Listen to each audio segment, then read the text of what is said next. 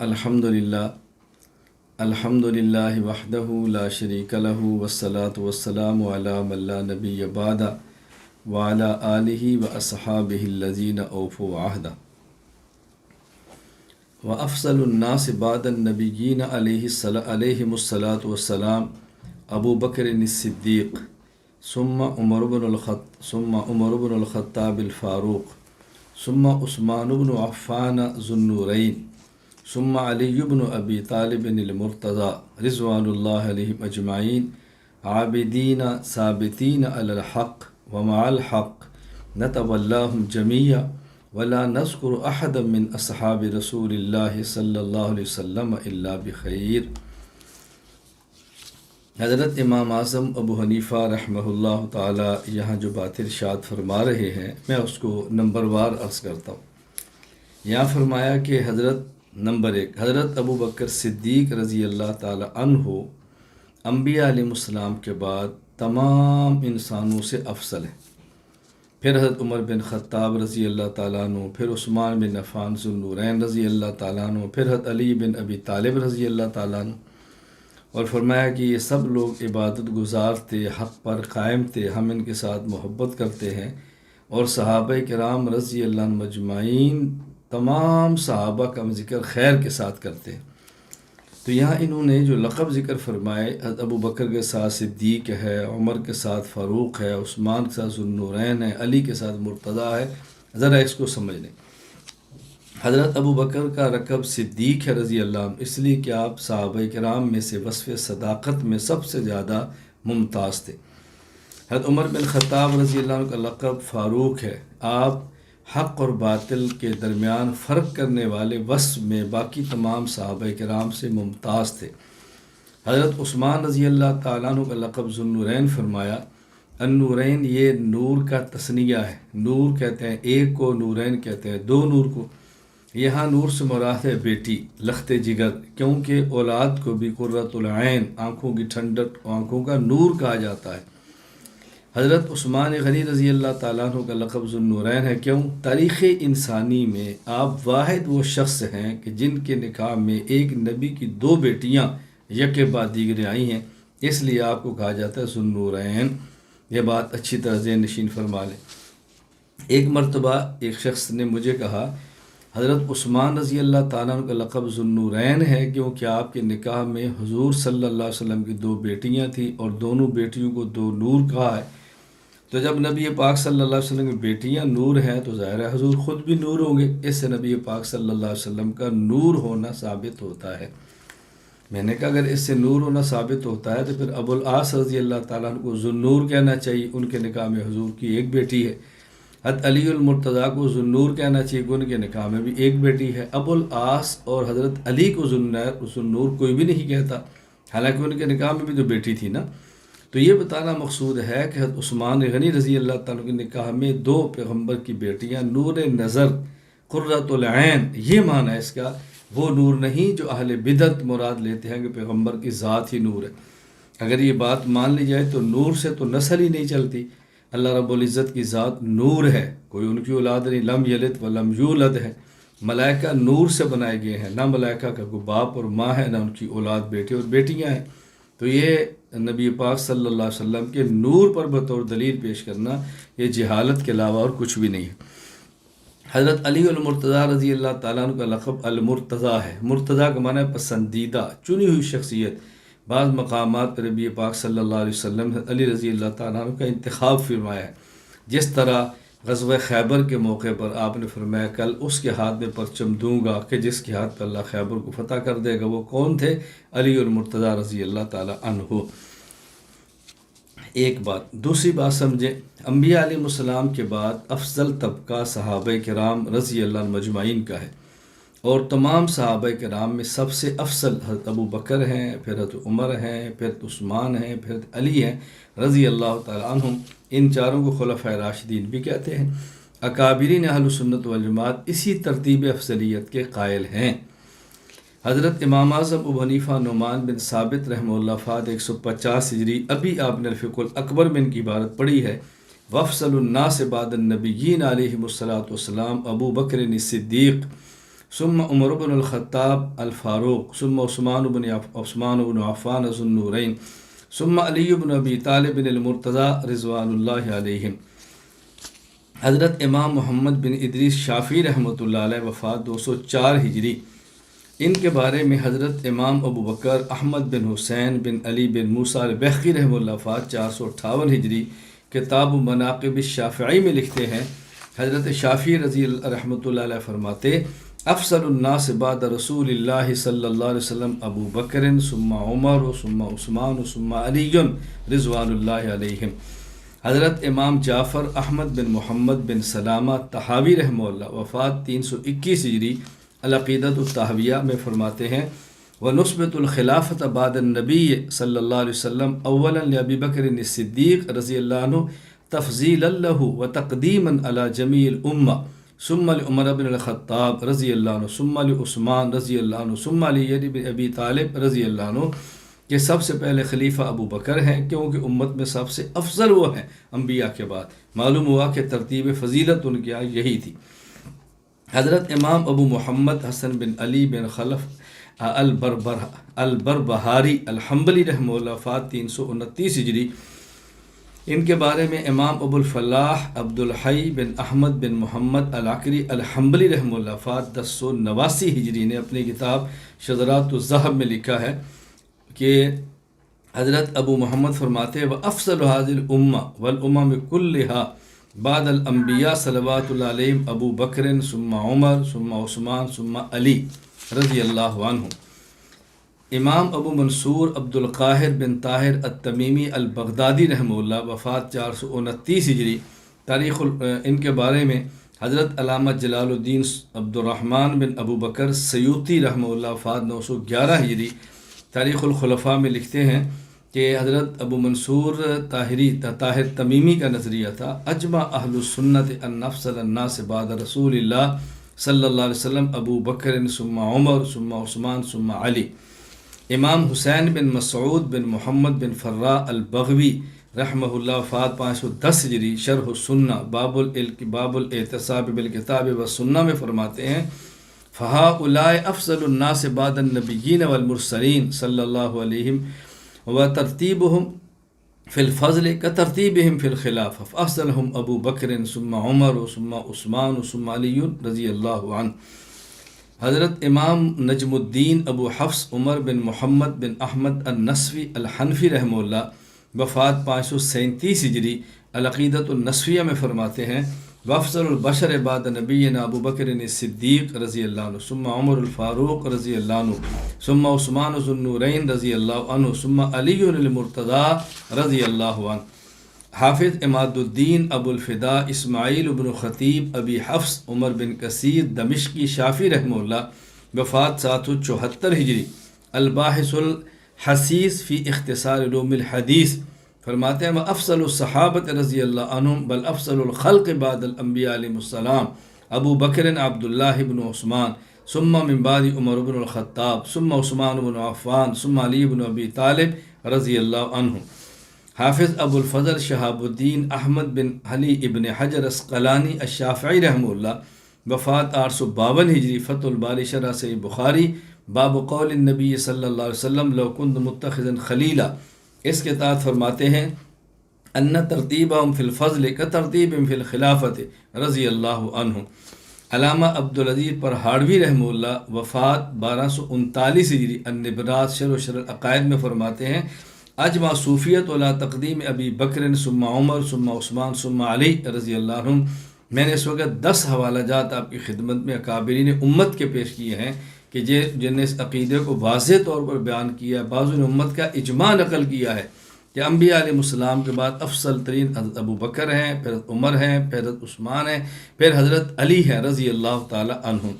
تیسری بات سمجھیں، حضرت ابو بکر صدیق رضی اللہ تعالی عنہ کا حضرت ابو بکر صدیق رضی اللہ تعالی عنہ پوری امت میں سب سے افضل اور مقدم ہے۔ بات ذہن نشین فرما لیں، حضرت ابو بکر صدیق رضی اللہ تعالیٰ عنہ تمام صحابہ میں افضل ترین صحابی ہیں، یعنی صدیق اکبر کا خلیفہ ہونا ان کے افضل الناس ہونے کی وجہ سے، اور آپ کا افضل ہونا تمام صحابہ کرام سے مسلم ہے۔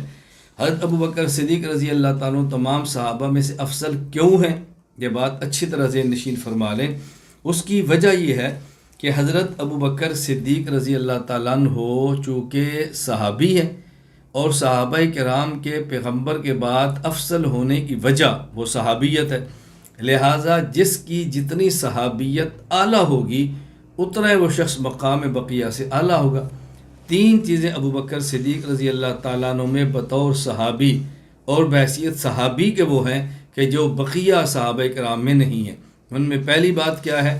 حضرت ابو بکر صدیق رضی اللہ تعالیٰ عنہ واحد وہ صحابی ہیں کہ جن کو قرآن کریم نے صحابی کہا ہے۔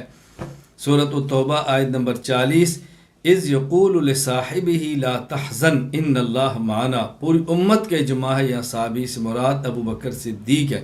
تو ان کے صحابی ہونے پر قرآن کریم کی نص ہے، بقیہ صحابہ ہیں لیکن صحابی کے لفظ کے ساتھ ان کو قرآن کریم نے صاحب فرمایا۔ دوسری وجہ، حضرت ابو بکر صدیق رضی اللہ تعالیٰ عنہ وہ شخص ہیں کہ جن کا صحابیت کا زمانہ تمام صحابہ کرام سے زیادہ ہے، کیونکہ بالغ مردوں میں سب سے پہلے کلمہ پڑھنے والے ابو بکر صدیق رضی اللہ تعالیٰ عنہ ہے، اور سفر و حضر کے رسول اللہ صلی اللہ علیہ وسلم کے ساتھی ہیں، حتیٰ کہ آج بھی پیغمبر پاک کے ساتھ وہ موجود ہیں۔ تیسری وجہ، حضرت ابو بکر صدیق رضی اللہ تعالیٰ عنہ واحد وہ صحابی ہیں کہ جن کی 4 پشتے صحابی ہیں، یعنی ان کے والد بھی، یہ خود بھی، ان کے بیٹے بھی، ان کے پوتے بھی، یہ اعزاز تنہا ان کو ملا ہے۔ حضرت ابو بکر صدیق رضی اللہ عنہ کے والد ابو قحافہ عثمان بن عمر، خود ابو بکر عبداللہ بن عثمان، ان کے بیٹے عبد الرحمن بن ابی بکر، اور پھر حضرت محمد بن عبد الرحمن بن ابی بکر، آپ کی 4 پشتے۔ چنانچہ امام ابو القاسم سلیمان بن احمد بن ایوب الشامی الطبرانی رحمہ اللہ وفات 360 ہجری المعجم الکبیر للطبرانی میں فرماتے ہیں، لا نعلم اربعتن موسیٰ بن عقبہ لا نعلم اربعتن ادرک النبی صلی اللہ علیہ وسلم وابناؤہم الا ہؤلاء الاربع، ہم 4 شخصوں کو دیکھتے ہیں کہ جنہوں نے رسول اللہ صلی اللہ علیہ وسلم کی زیارت کیا اور صحابی حالت ایمان میں دیکھا ہے، 4، یعنی خود بھی ان کے آباء و اجداد۔ نمبر 1 ابو قحافہ تھا، و ابو بکر و عبد الرحمن بن ابی بکر و ابو عتیق بن عبد الرحمن بسم ابی عتیق محمد رضی اللہ عنہ۔ فائدہ نمبر 4، یہ جو خلفۂ راشدین میں ترتیب ہے کہ پہلے ابو بکر، پھر حضرت عمر، پھر عثمان، پھر علی رضی اللہ تعالیٰ عنہ، ہم یہ سمجھتے ہیں یہ ترتیب بھی ان 4 میں عقل کے بالکل مطابق ہے۔ کس طرح؟ ان میں سے حضرت ابو بکر اور عمر رضی اللہ عنہما یہ رسول اللہ صلی اللہ علیہ وسلم کے صحابی بھی ہیں اور سسر بھی ہیں۔ حضرت عثمان، حضرت علی رضی اللہ عنہما حضور پاک صلی اللہ علیہ وسلم کے صحابی بھی ہیں اور یہ آپ کے داماد بھی ہیں۔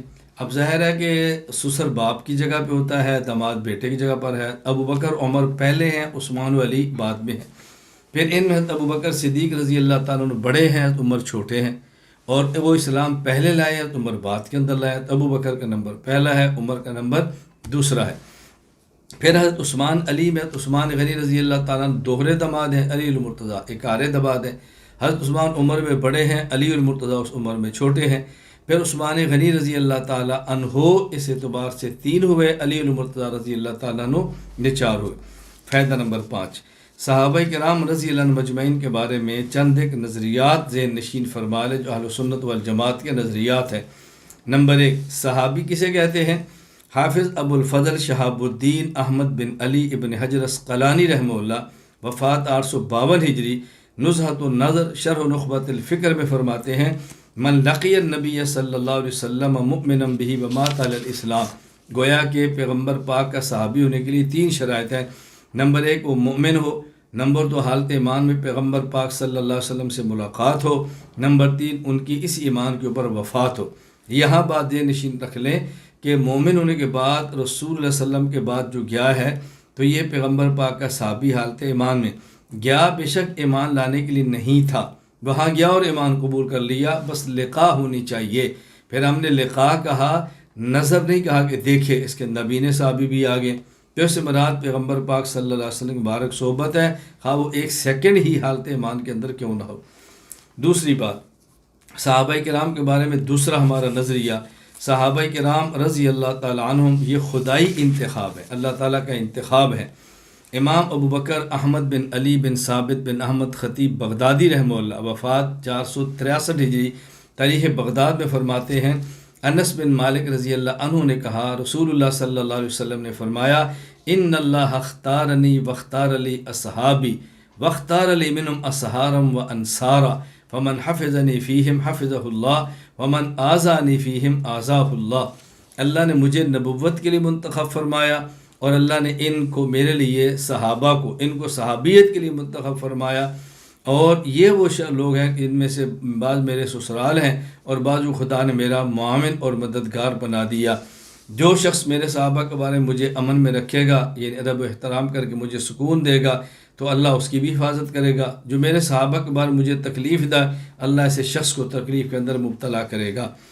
حضرت امام ابو داؤد سلیمان بن داؤد بن جارود الطیالسی رحمہ اللہ، وفات 204 ہجری، مسند ابی داؤد الطیالسی، حدیث نمبر 243، یہ فرماتے ہیں حضرت عبداللہ بن مسعود رضی اللہ عنہ فرمایا ان اللہ عز و جل نظر فی قلوب العباد فاختار محمدا صلی اللہ علیہ وسلم فبعثه برسالاته وانتخبه بعلمه ثم نظر فی قلوب الناس بعده فاختار له اصحاب فجعلهم انصار دینه فوزراء النبی صلی اللہ علیہ وسلم۔ اللہ تعالیٰ نے انسانوں کے دلوں پر، اللہ اکبر، اللہ تعالیٰ نے انسانوں کے دلوں کو دیکھا تو ان میں انتخاب حضور کا فرمایا نبوت کے لیے، اور بقیہ کے دلوں کو دیکھا تو انتخاب کرے صحابیت کے لیے نبی پاک صلی اللہ علیہ وسلم کے صحابہ کرام کو منتخب کیا، ان کو حضور کے دین کا معاون بنایا اور پیغمبر پاک کا وزیر بنایا۔ حضرت علامہ نور الدین علی بن ابو بکر الحیثمی رحمہ اللہ، وفات 807 ہجری، مجموع الزوائد، حدیث نمبر 11249، فرماتے ہیں حضرت عبداللہ بن عباس رضی اللہ تعالی عنہما نے فرمایا سلام علی عبادہ الذین اصطفیٰ، یہ جو قرآن کریم کی آیت ہے، فرمایا ہم اصحاب محمد صلی اللہ علیہ وسلم اصطفاہم اللہ لنبیہ، کہ یہ صحابہ کرام ہیں جو اصحاب محمد ہیں۔ یعنی اس آیت سے مراد یہ جو اللہ فرماتا ہے سلام علی عبادہ الذین اصطفیٰ، اللہ کا سلام اللہ کے ان بندوں پر جن کو اللہ نے منتخب فرمایا، اس سے مراد صحابہ کرام رضی اللہ تعالیٰ عنہم اجمعین ہیں، ان سے مراد صحابہ کرام رضی اللہ تعالیٰ عنہم اجمعین ہے۔ نظریہ نمبر 3، صحابہ کرام رضی اللہ تعالیٰ عنہم، صحابہ کرام رضی اللہ تعالیٰ عنہم مؤمن ہیں، تمام کے تمام صحابہ ایمان والے ہیں۔ قرآن کریم سورۃ الانفال آیت نمبر 4، اولئک هم المؤمنون حقا لهم درجات عند ربهم ومغفرۃ ورزق کریم، یہ یقیناً ایمان والے ہیں، اللہ نے مغفرت فرمائی اور بہتر رزق عطا فرمایا۔ نظریہ نمبر 4 صحابہ کرام کے بارے میں، صحابہ کرام رضی اللہ تعالیٰ عنہ اجمعین عادل ہیں، یعنی تمام صحابہ کرام گواہی میں معیار ہیں، ان کی شہادت معتبر ہے۔ جب سند بیان کی جائے تو ہر راوی پر بحث ہوتی ہے، لیکن جب صحابی آ جائے تو اس پر کوئی بحث نہیں ہوتی، یہ عادل ہیں، ان کی عدالت کو پرکھنے کے لیے کسی فرد کی ضرورت نہیں ہے۔ حضرت امام حافظ ابو عمر یوسف بن عبداللہ بن محمد بن عبد البر الاندلسی المالکی رحمہ اللہ، وفات 463 ہجری، الاستذکار لابن عبد البر، باب ما جاء فی الصیام فی السحر میں فرماتے ہیں ان صحابۃ کلہم عدول، تمام کے تمام صحابہ یہ عادل ہیں، مرضیون پسندیدہ ہیں، وہذا امر مجتمع علی عند اہل العلم بالحدیث، جو حضرات محدثین ان کا یہ امر متفق علیہ ہے، ان کا آپس میں کوئی اختلاف نہیں ہے۔ مشکات المصابیح میں روایت موجود ہے کہ حضرت عمر بن خطاب رضی اللہ عنہ فرماتے ہیں میں نے رسول اکرم صلی اللہ علیہ وسلم سے سنا، آپ نے فرمایا الصحابی کالنجوم فبأیہم اقتدیتم اہتدیتم، حدیث نمبر 6009، جو میرے تمام صحابہ کرام سے تعارف کی مانند ہے، تم جس کی اقتداء کرو گے ہدایت پا جاؤ گے۔ اب ظاہر ہے اگر عادل نہیں ہیں تو ان کی ہدایت پر ان کی اقتداء پر ہدایت کیسے ہے؟ ان کی اقتداء پر ہدایت تبھی ہے کہ یہ لوگ عادل ہیں اور سچے ہیں اور کوئی ان میں شک و شبہ کی گنجائش نہیں ہے، اس کو اچھی طرح ذہن نشین فرما لیں۔ اسی طرح امام ابو عبداللہ محمد بن احمد الانصاری رحمہ اللہ، وفات 671 ہجری، یہ ارشاد فرماتے اپنی تفسیر الجامع الاحکام القرآن میں محمد الرسول اللہ والذین معہ سورۃ الفاتحہ آیت نمبر 29 کے تحت فالصحابۃ رضی اللہ عنہم کلہم عدول، صحابہ تمام کے تمام عادل ہیں، اولیاء اللہ اللہ کے ولی ہیں، واصفیاء اللہ کے منتخب ہیں، وخیرتہ من خلقہ بعد انبیاءہ و رسل علیہ السلام، اللہ نے ان کا انتخاب فرمایا انبیاء کے بعد۔ ھذا مذہب اہل سنہ والذی علیہ الجماع من ائمۃ ھذہ الامہ، یہ اہل سنت والجماعت کے ائمہ کرام کا متفقہ مذہب ہے جس میں کوئی اشکال کی گنجائش نہیں ہے۔ نظریہ نمبر 5، صحابہ کرام رضی اللہ عنہم مجمعین محفوظ ہیں۔ محفوظ ہونے کا معنی یہ ہے کہ اگر کسی صحابی نے بشری تقاضے کے تحت گناہ کر لیا ہے، ان سے گناہ ہو گیا ہے، تو اللہ تعالیٰ ان کی توبہ قبول فرما کے ان کے گناہوں کو معاف فرما دیتے ہیں۔ ہم نبی کو معصوم کہتے ہیں، صحابی کو محفوظ کہتے ہیں۔ نبی کے معصوم ہونے کا معنی یہ ہے اللہ ان سے گناہ نہیں ہونے دیتا، اور صحابی کے محفوظ ہونے کا معنی ان سے گناہ ہو جاتا ہے لیکن اللہ تعالیٰ ان کے نامہ اعمال میں باقی رہنے نہیں دیتا۔ سورہ آل عمران آیت نمبر 152، وَلَقَدْ صَدَقَكُمُ اللَّهُ وَعْدَهُ إِذْ تَحُسُّونَهُم بِإِذْنِهِ حَتَّى إِذَا فَشِلْتُمْ وَتَنَازَعْتُمْ فِي الْأَمْرِ وَعَصَيْتُم مِّن بَعْدِ مَا أَرَاكُم مَّا تُحِبُّونَ مِنكُم مَّن يُرِيدُ الدُّنْيَا وَمِنكُم مَّن يُرِيدُ الْآخِرَةَ ثُمَّ صَرَفَكُمْ عَنْهُمْ لِيَبْتَلِيَكُمْ وَلَقَدْ عَفَا عَنكُمْ وَاللَّهُ ذُو فَضْلٍ عَلَى الْمُؤْمِنِينَ۔ اللہ تعالیٰ فرماتا ہے کہ اللہ نے تمہارے ساتھ اپنا وعدہ سچا فرمایا، تم کفار کو قتل کر رہے تھے، کچھ تمہارے اندر کمزوری آ گئی، تمہارے اندر باہمی اختلاف ہوا، اور جب تم نے مال غنیمت کو دیکھا تو باہمی اختلاف ہوا۔ آپ کے علم میں غزوہ احد کا واقعہ، مال غنیمت صحابہ کرام نے جمع کرنا شروع کر دیا تو کچھ صحابہ کو نبی پاک صلی اللہ علیہ وسلم نے ایک ٹیلے پر رکھا تھا کہ تم نے ہر حال میں یہاں رہنا ہے۔ جب کفار کو شکست ہوگی، باقی مال غنیمت جمع کرنا شروع کیا تو ان کی اجتہادی غلطی ہوئی کہ حضور پاک صلی اللہ علیہ وسلم مقصد یہ تھا کہ جب تک فتح نہ ہو، فتح ہوگی اب ہمارے یہاں رہنے کی ضرورت نہیں، ہم بھی مال غنیمت کو جمع کرتے ہیں۔ تو قرآن کریم نے ان کے اجتہادی خطا کو غلطی قرار دیا اور پھر کیا فرمایا، ثم صرفکم عنہم لیبتلیکم ولقد عفا عنکم، یہ تمہاری اجتہادی خطا غلطی بھی تھی، اور اگر کسی نے بالقصد بھی کی ہے تو اللہ پاک کا اعلان ہے کہ ہم نے ان لوگوں کو معاف کر دیا ہے۔ امام ابو عبداللہ محمد بن عبداللہ بن محمد الحاکم النشاپوری رحمہ اللہ، وفات 405 ہجری، المستدرک علی الصحیحین کتاب التفسیر سورۃ المائدہ، یہاں فرماتے ہیں کہ یہ جو اللہ پاک کا ارشاد ہے وَابْتَغُوا إِلَيْهِ الْوَسِيلَہ، سورۃ المائدہ آیت نمبر 35، اس سے کون مراد ہے؟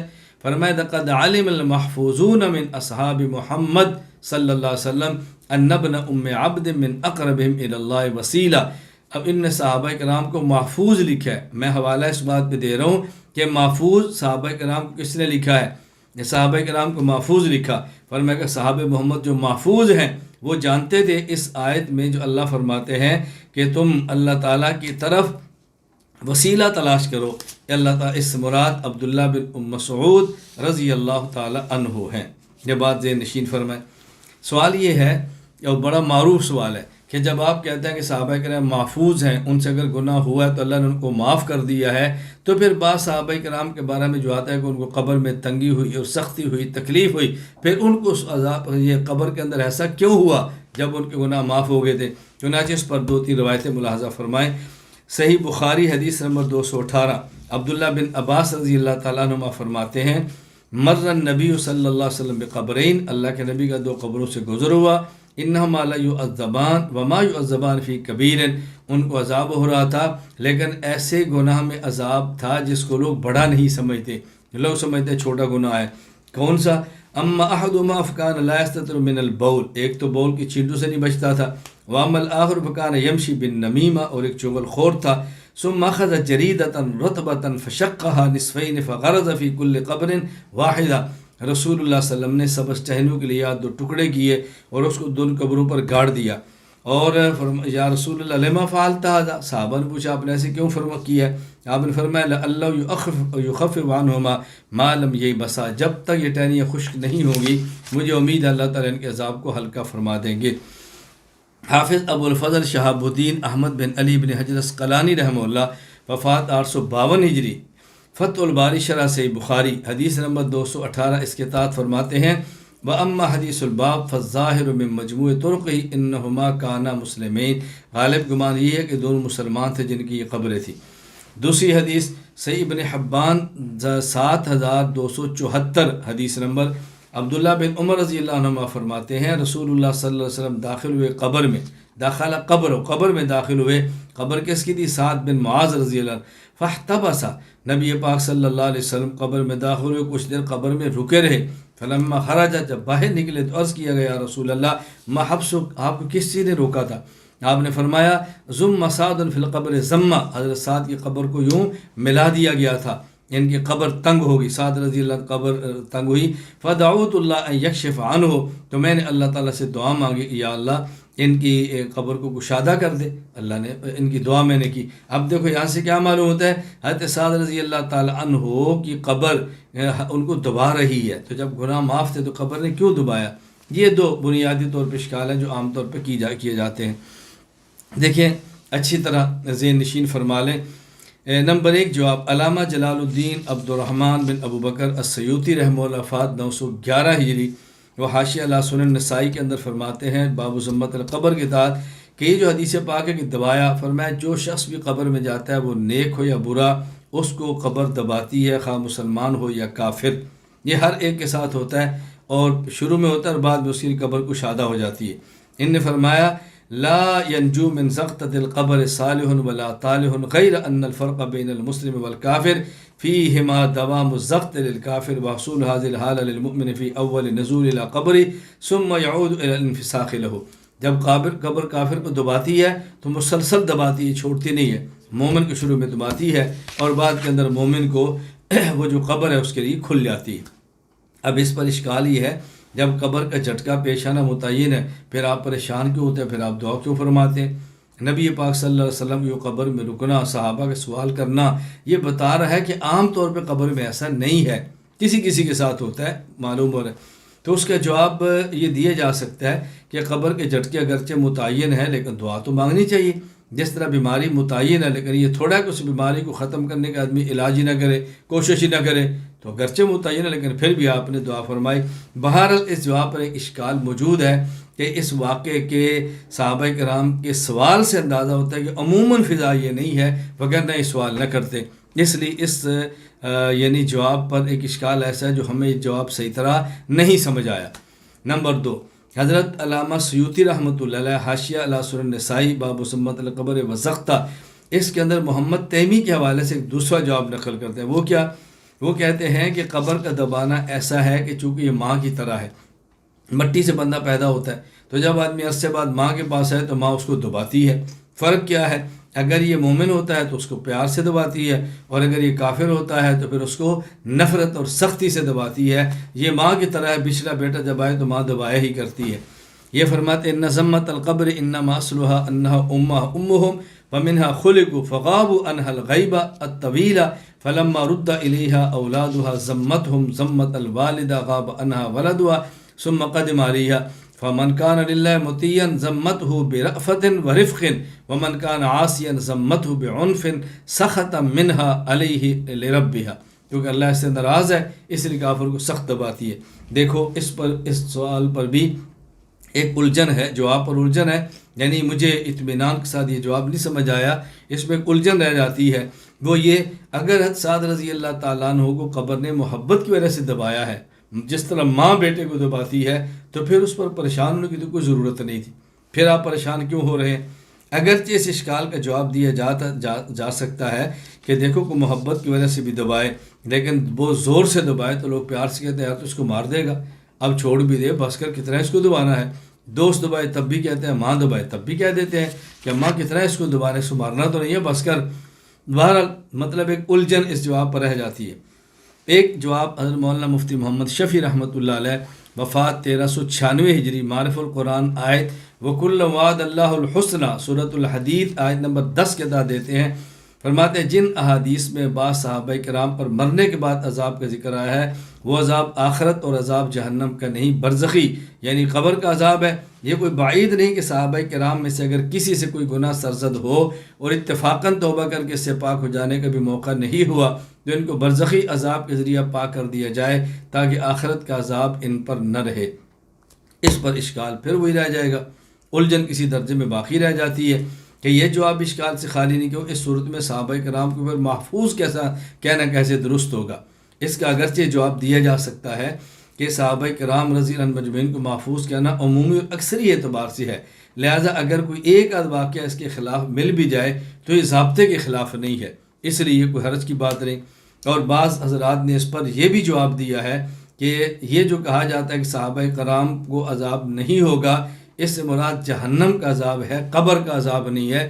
قبر کی سختی برحق ہے، وہ بات صحابہ کرام کے ساتھ بھی ہے، ہاں البتہ جہنم کا دھواں بھی نہیں سونگیں گے اور جہنم کے عذاب سے بالکل محفوظ ہو گئے۔ بعضوں نے یہ جواب دیا ہے۔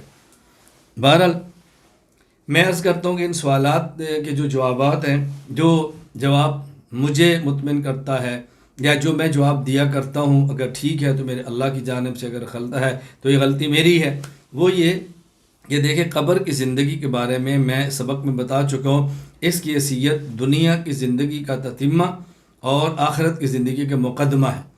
میں نے ایک پر شعر بھی سنایا تھا، شاعر مشرق علامہ اقبال کا، یہ غافل سمجھے ہے موت کو، غافل سمجھے اختتام زندگی ہے یہ صبح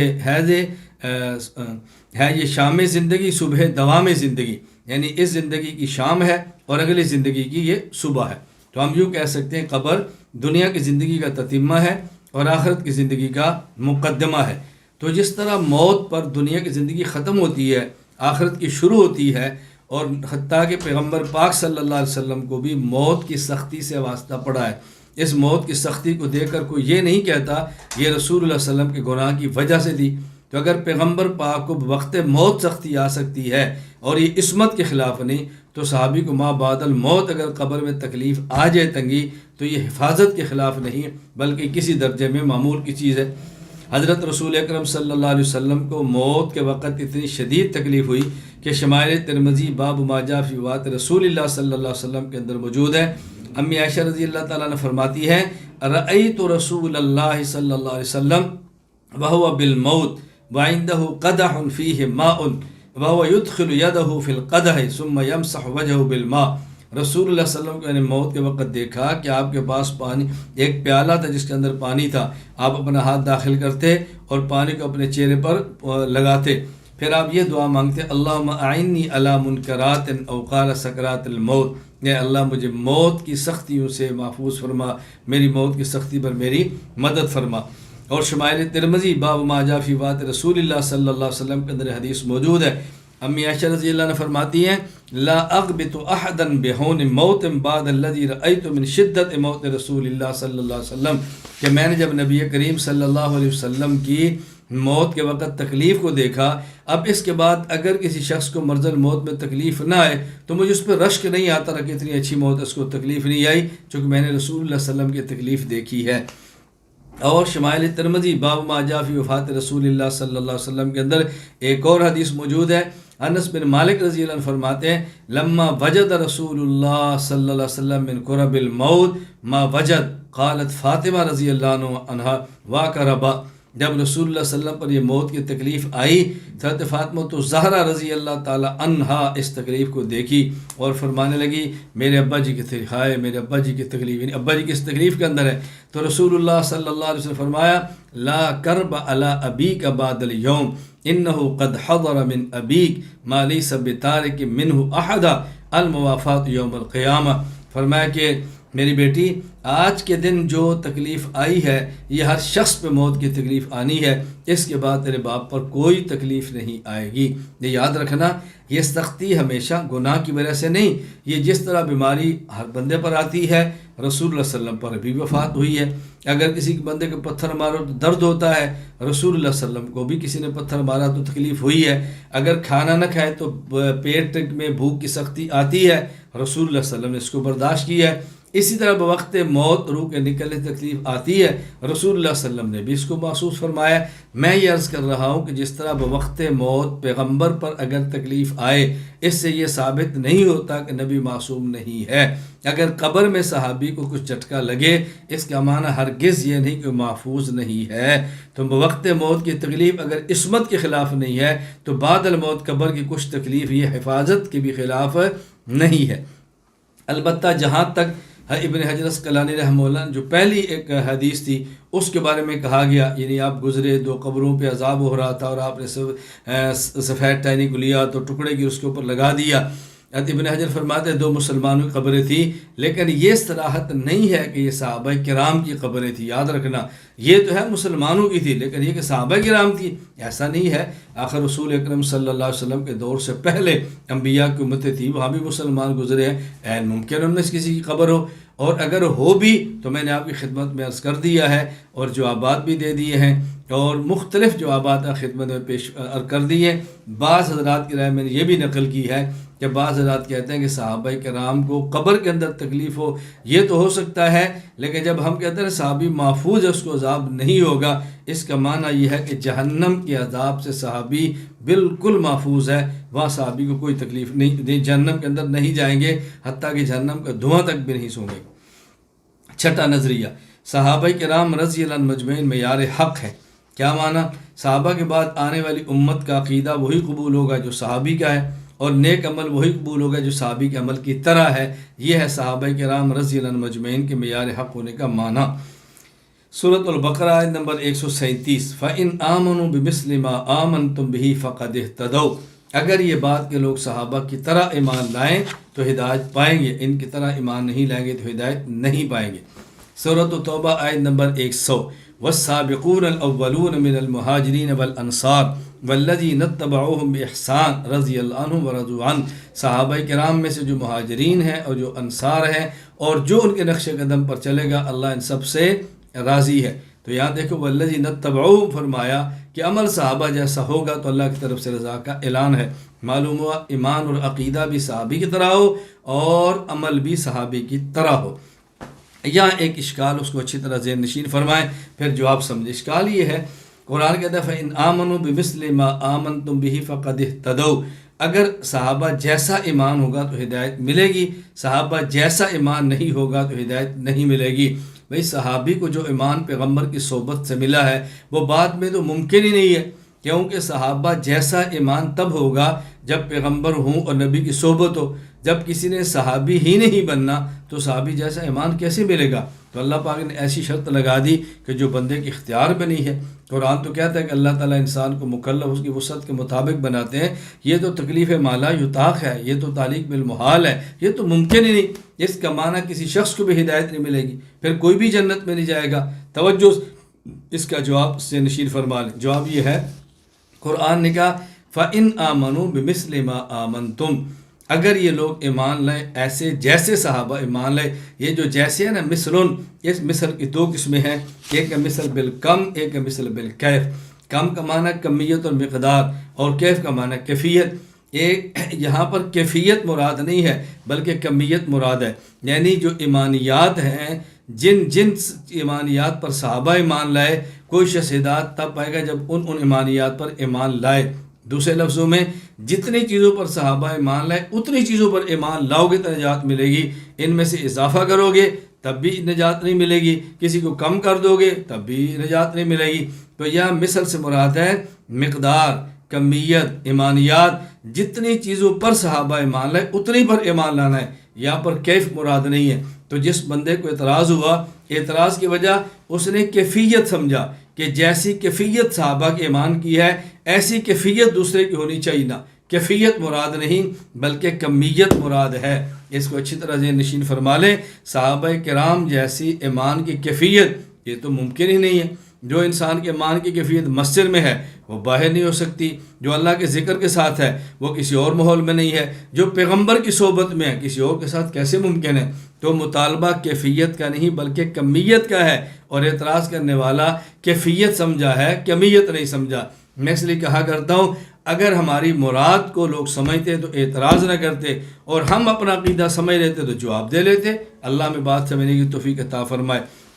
میں اس کو سمجھانے کے لیے کہتا ہوں کہ جیسا یہ کمیت اور مقدار پر بھی استعمال ہوتا ہے، جیسے گھر میں آپ ہیں، نماز پڑھی ہے، بچے نے پڑھی ہے، اور کوئی 25-30 کلومیٹر آپ نے سفر پہ جانا تھا، گھر سے نکلے، راستے میں گاڑی پیٹرول پمپ پہ کھڑی کی اور وہاں نماز پڑھنے لگے، تو بیٹا کہتا ہے ابو میں یہاں کیسے نماز پڑھوں؟ آپ کہتے ہیں بیٹا جیسے گھر پڑھتا ہے ویسے ہی یہاں پڑھو۔ اب کیا مطلب؟ یہ تو نہیں کہ جو کیفیت وہاں پر ہے وہی کیفیت یہاں پر ہو، سفر و حضر کی کیفیت میں تو فرق ہے نا۔ مطلب یہ بیٹا وہاں 4 رکعت ہے، یہاں بھی 4 ہے، وہاں 4 سنت ہے، یہاں بھی 4 سنت ہے، بعد میں یہاں بھی سنتیں ہیں وہاں بھی سنتیں ہیں، اور انوکھی نماز تھوڑی ہے، اسی طرح یہاں بھی پڑھنی ہے۔ یہ تب جب سفر 15-20 کلومیٹر میں، سفر شرعی کی بات نہیں کر رہا، اس کو اچھی طرح ذہن نشین فرمائیں۔ قرآن کریم میں اس کی مثال سورہ طلاق آیت نمبر 12، اللہ الذی خلق 7 سماوات ومن الارض مثلہن، وہ اللہ جس نے 7 آسمان پیدا فرمائے اور 7 آسمانوں جیسی زمینیں پیدا فرمائیں۔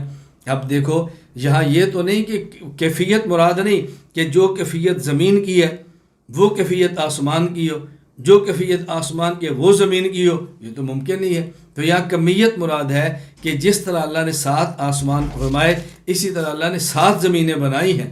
یہ نہیں ہے کہ یعنی جو کیفیت آسمان کی ہے وہی کیفیت زمین کی ہے، تو یہاں مثل سے مراد کم والی ہے، کیفیت والی نہیں، جس کو اچھی طرح ذہن نشین فرمائے۔ یہاں ایک اشکال اور بھی ہے، وہ بھی سمجھیں۔ بعض لوگ یہ بات کہتے ہیں کہ صحابہ کرام معیار حق کیسے ہوں گے؟ صحابہ کرام سے تو گناہ بھی ہوئے، تو جو شخص خود گناہ کر لے وہ معیار حق کیسا ہو سکتا ہے؟ جواب، یہ اشکال معیار حق کا معنی نہ سمجھنے کی وجہ سے ہے۔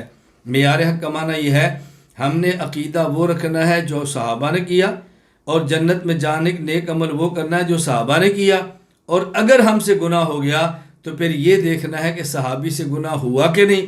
اس گناہ کے بعد جس طرح صحابی نے توبہ کی ہے اسی طرح ہم نے بھی توبہ کرنی ہے تاکہ جنت میں جائیں۔ یہ ہے معیار حق کا معنی، یہ نہیں کہ صحابی سے گناہ ہوتا ہی نہیں۔ معیار حق کا معنی کہ نیک عمل وہ کرو جیسے صحابہ کرتے، اگر گناہ ہو جائے تو دیکھو صحابی سے گناہ ہوا، اگر ہوا تو اس نے کیسے توبہ کی، تم بھی توبہ کرو، یہ ہے معیار حق۔ ایک اشکال اور ہے، بہت سارے لوگ کہتے ہیں کہ جی صحابہ کرام معیار حق نہیں رضی اللہ عنہ، معیار حق تو قرآن ہے، معیار حق تو اللہ کا نبی ہے، صحابہ کو تم نے معیار حق کیسے بنا دیا؟ ہم نے کہا بات سمجھیں، قرآن حق ہے، صحابی معیار حق ہے، نبی حق ہے، صحابی معیار حق ہے۔ کیا معنی؟ قرآن حق ہے لیکن حق تمہیں ملے گا کہاں سے؟ صحابی سے۔ جس کو صحابی کہے گا نا قرآن ہے وہی قرآن ہے، اگر صحابی کہتا ہے نا قرآن نہیں ہے، آپ کیسے اس کو قرآن کہہ سکتے ہو؟ اسی طرح پیغمبر حق ہے، جس حدیث کو صحابی کہے نا حدیث ہے وہ حدیث ہوگی، اگر صحابی کی حدیث ہے ہی نہیں آپ حدیث کیسے کہہ سکتے ہو؟ تو قرآن اور پیغمبر حق ہے اور صحابی معیار حق ہے، جس کو اچھی طرح ذہن نشین فرما لے، الجھن میں نہیں رہنا۔ نظریہ نمبر 7، صحابہ کرام رضی اللہ عنہم اجمعین تنقید سے بالا تر ہیں۔ کیوں؟ تنقید جب بھی ہوگی کسی شخص کے قول یا فعل پر ہوگی، اور قول اور فعل پر ایسا تبصرہ جس سے شخصیت مجروح ہو، اسی کا نام تنقید ہے۔ جس سے شیان میں کمی ہے یہ تنقید ہے۔ تو صحابی کے بھی قول یا فعل پر ایسا تبصرہ کرنا جس سے ان کی شخصیت مجروح ہو یا ان کی شان میں کمی کرنے کی کوشش ہو، یہ ناجائز اور حرام ہے، جس کو اچھی طرح ذہن نشین فرما لیں۔ حضرت امام ابو عبداللہ محمد بن احمد الانصاری القرطبی المالکی رحمہ اللہ، وفات 671 ہجری، الجامع احکام القرآن تفسیر محمد رسول اللہ والذین معہ، سورۃ الفتح آیت نمبر 29 کے تحت فرماتے ہیں وقد ذهبت شرذمۃ لا مبالات بهم الى ان حال الصحابۃ كحال غیرهم فيلزم البحث عن عدالتهم ومنهم من فرق بين حال في بداية الامر فقال انهم كانوا الى العدالة ازاق ثم تغيرت بهم الاحوال فظهرت فيهم الحروب وسفك الدماء فلا بد من البحث وهذا مردود۔ حضرت فرماتے ہیں کہ بعض لوگ جن کی کوئی حیثیت اور اوقات نہیں ہے، یہ پیشاب کی جھاگ کی طرح بھی نہیں ہے، تو ان لوگوں کی اعتراض ہوتا ہے کہ نہیں صحابہ کی حالت تبدیل ہوگی، پہلے تو ٹھیک تھے بعد میں بدل گئے، آپس میں لڑ پڑے، خون بہانا شروع کیا، اس لیے صحابہ کی ذات پر بحث کرنے میں کوئی حرج نہیں۔ فرمایا مردود، یہ نظریہ مردود ہے، صحابی کی ذات پر تنقید کرنا قطعاً جائز نہیں ہے۔ بات اچھی طرح ذہن نشین فرمائیں۔ ایک مرتبہ ایک شخص نے مجھے کہا کہ دیکھو جو بات ہم نے کی ہے کیا یہ ہے نہیں؟ کیا یہ تاریخی حقائق نہیں ہے؟ تو کیا تاریخی حقائق کو چھپایا جاتا ہے؟ تاریخی حقائق تو چھاپا جاتا ہے۔ میں نے سختی کے ساتھ اس کو بات کی، شاید میں اس کو میڈیا پر کھل کر کہہ بھی نہ سکوں۔ میں نے کہا مجھے یہ بتا کہ تیری ماں کا نکاح ہوا تھا؟ کہا جی ہوا۔ میں نے کہا رخصتی ہوئی تھی؟ کہا جی ہوئی۔ میں نے کہا کہ میں ساری کارروائی بیان کرنا شروع کر دوں کہ جب تیری اماں کا نکاح ہوا، وہ تیرے ابو کے ساتھ رخصتی ہوئی، پھر وہ کمرے میں گئی، پھر ابو نے کنڈی ماری، پھر اس نے تیری ماں کے کپڑے اتار دیے، پھر تیری ماں کے ساتھ یہ کیا، میں اس کو بیان کروں؟ کہا جی کیسے کر سکتے ہیں؟ میں نے کہا حقائق نہیں ہے، میں کوئی غلط بات کر ہوا نہیں ہے۔ کہا جی ایسی بات تھوڑی باہر کی جاتی ہے۔ میں نے کہا پھر ابھی تو صحابہ کرام کے بارے میں کہہ رہا تھا، کیا یہ حقیقت نہیں ہے؟ کیا حقائق چھاپے نہیں جاتے؟ تیری ماں اور باپ کے حقائق نہیں ہیں، ان حقائق کو چھاپ دے۔ پھر ہم جب اپنی ماں کی باری آئی ہے تو اس کی جائز بات کو بھی کہتا ہے نہیں چھپانا، نہیں چھاپنا ہے اس کو، جو معاملہ ہوا ہے جائز ہے، گناہ بھی نہیں ہے، تو کہتا ہے نہ یہ بات نہیں. تو صحابہ کرام رضی اللہ عنہم مجمعین کے بارے میں قرآن کہتا ہے اللہ نے معاف کر دیا، درگزر کر دی، میں نے معاملہ مٹا کے رکھ دیا. تو اب بھی بک بک کر رہے کہ جی کیا حقائق نہیں ہے؟ حقائق چھاپے جاتے ہیں، حقائق چھپائے تھوڑے جاتے ہیں. عقل سے کام لو. بس اوقات جیسا منہ ویسا تھپڑ، جیسی روح ویسا فرشتہ. اگر یہ معاملہ نہ کرو تو بندے کی اوقات ٹھکانے نہیں آتی اور بندہ خاموش نہیں ہوتا. اس لیے بس اوقات اس لہجے میں بات کرنی پڑتی ہے. اللہ ہمیں بات سمجھنے کی توفیق عطا فرمائے. میں اس لیے کہتا ہوں ہر لہجہ سیکھو. اگر مخالف نرم لہجے پر ہے نرم بات کرو، گرم لہجے میں ہے گرم بات کرو. اگر اس کے دماغ نہیں ٹھیک ہوتا اس کا دماغ ٹھیک کرنا سیکھو اور قوت دلیل اور طاقت سے بات کرنا سیکھو. ہم صحابہ کرام کے غلام ہیں، صحابہ کے نوکر ہیں، صحابہ ہمارے ایمان کا حصہ ہیں. ہم ہر قسم کی قربانی دے سکتے ہیں، لیکن صحابہ کرام کی ذات کے بارے میں رضی اللہ عنہم کوئی کمپرومائز کی گنجائش نہیں ہے. اللہ ہمیں بات سمجھنے کی توفیق عطا فرمائے. حضرت امام ابو عیسیٰ محمد بن عیسیٰ بن سورہ ترمذی رحمہ اللہ، وفات 279 ہجری. سنن ترمذی حدیث نمبر 3862. اس میں عبداللہ بن مغفل رضی اللہ تعالیٰ عنہ سے روایت نقل کرتے ہیں کہ رسول اللہ صلی اللہ علیہ وسلم نے فرمایا اللہ اللہ فی صحابی، اللہ اللہ فی صحابی لا تتخذوا مغرم من بعدی. میرے صحابہ کے بارے میں خدا سے ڈرو، ان کو میرے بعد تنقید کا نشانہ مت بنانا. فمن احبهم فبحبی احبهم. دن سے محبت کرے گا اس وجہ سے کہ مجھ سے محبت کرتا ہے، دن سے بغض رکھے گا اس وجہ سے کہ مجھ سے بغض رکھتا ہے. فمن ابغضهم فببغضی ابغضهم ومن آذاهم فقد آذانی. جس نے ان کا دل دکھایا میرا دل دکھایا. فقط ومن آذانی اللہ فقط آذ اللہ. اور جس نے میرا دل دکھایا اس نے خدا کو تکلیف دی ہے. ومن آذ اللہ یوشک ان یاخذ. اور جو خدا کو تکلیف دیتا ہے اللہ اس کو پھر پکڑ لیتے ہیں، پھر اس کو معاف نہیں کرتے. صحابہ تنقید سے بالا تر ہے. میں نے حدیث بیان کی. دوسری بات سمجھے، دنیا میں تنقید کسی شخص پر ہوتی ہے یا عقیدہ کی وجہ سے یا عمل کی وجہ سے. اگر تنقید آپ نے صحابی پر کی عقیدہ کی وجہ سے کہ صحابی کا عقیدہ ٹھیک نہیں، جب عقیدہ ٹھیک نہیں وہ صحابی ہی نہیں. اور اگر آپ نے تنقید کی ہے کہ عمل کی وجہ سے عمل ٹھیک نہیں ہے، ہم نے عمل کی بنیاد پر صحابی مانا ہی نہیں ہے، تو آپ تنقید صحابی پر کیسے کرو گے؟ نہ عقیدے کی وجہ سے کر سکتے ہو نہ عمل کی وجہ سے کر سکتے ہو. دلیل نمبر 3، صحابہ کرام رضی اللہ عنہم اجمعین کا سے محبت، ان کی عظمت، ان کا شرف صحابیت ہے. اگر صحابہ کرام کے بارے میں یہ ثابت بھی ہو جائے کہ فلاں صحابی نے یہ گناہ کیا اور بغیر توبہ کے دنیا سے چلا گئے، پھر بھی ان پر تنقید نہیں کر سکتے، کیونکہ ان کی عظمت، ان کی شرافت، ان کی عزت، ان سے محبت وہ صحابیت کی وجہ سے، عبادت کی وجہ سے نہیں، تقوی کی وجہ سے نہیں، نماز کی وجہ سے نہیں، جہاد کی وجہ سے نہیں، سخاوت کی وجہ سے نہیں، بلکہ صحابیت کی وجہ سے. اگر کوئی صحابی کا جرم ثابت بھی ہو جائے، توبہ نہ کرنا بھی ثابت ہو، پھر بھی وہ صحابی رہتا ہے. لہذا صحابیت کی بنیاد پر جن کی عظمت ہے وہ پھر بھی ختم نہیں ہوتی. نظریہ نمبر 8، صحابہ کرام رضی اللہ عنہم اجمعین جنتی ہیں. تمام صحابہ جنتی، ایک لمحہ کے لیے بھی جہنم کے قریب بھی نہیں جائیں گے. یہ بات اچھی طرح ذہن نشین فرما لیں. سورۃ التوبہ آیت نمبر 100، والسابقون الاولون من المہاجرین والانصار والذین اتبعوهم بإحسان رضی اللہ عنہم ورضوا عنہ اعد لهم جنات تجری تحتها الانہار خالدین فیہا ابدا ذالک الفوز العظیم. میرے اللہ کا وعدہ ہے صحابہ کرام رضی اللہ تعالیٰ مجمعین کے بارے میں کہ یہ جنتی ہیں، یہ جہنم کے قریب بھی نہیں جائیں گے.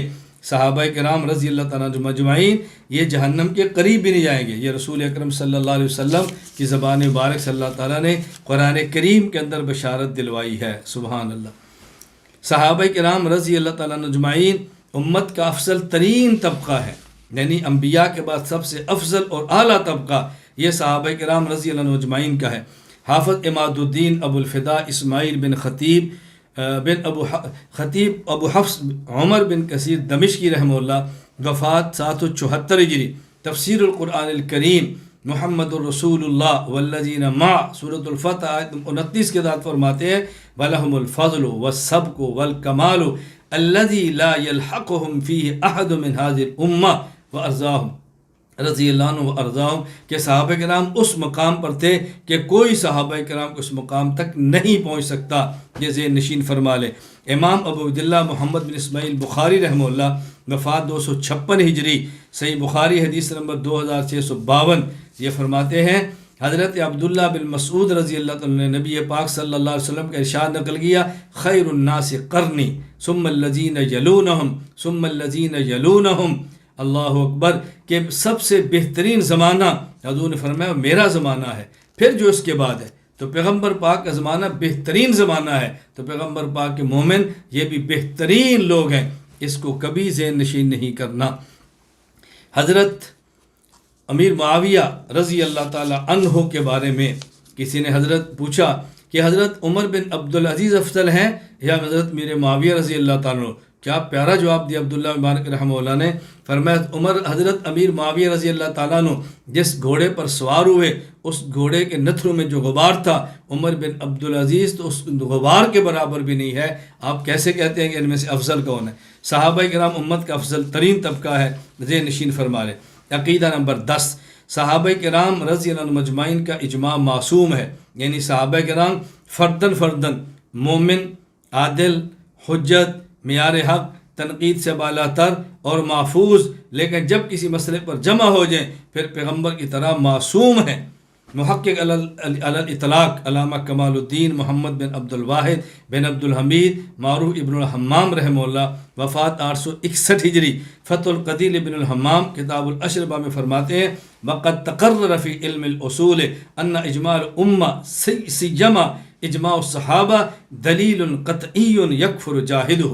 صحابہ کرام کا اجماع، کون سا؟ صحابہ کرام کا قولی اجماع، یہ اجماع دلیل قطعی ہے جس کے انکار کرنے سے بندہ ایمان سے خارج ہو جاتا ہے۔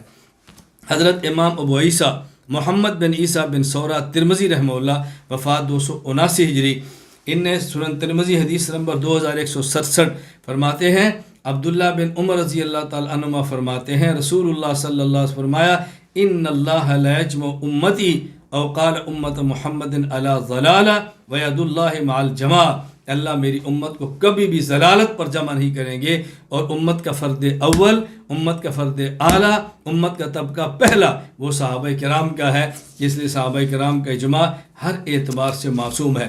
میں ایک جملہ کہا کرتا ہوں کہ اس کو اچھی طرح ذہن نشین فرما لیں، میں نے کہا صحابی کا نجوم فبأیہ مقتدیتم، اللہ اکبر، پیغمبر چاند کی طرح ہیں، صحابہ ستاروں کی طرح ہے، جب چاند بکھرتا ہے تو ستارے بنتے ہیں، ستارے سمڑتے ہیں تو پھر چاند بنتا ہے۔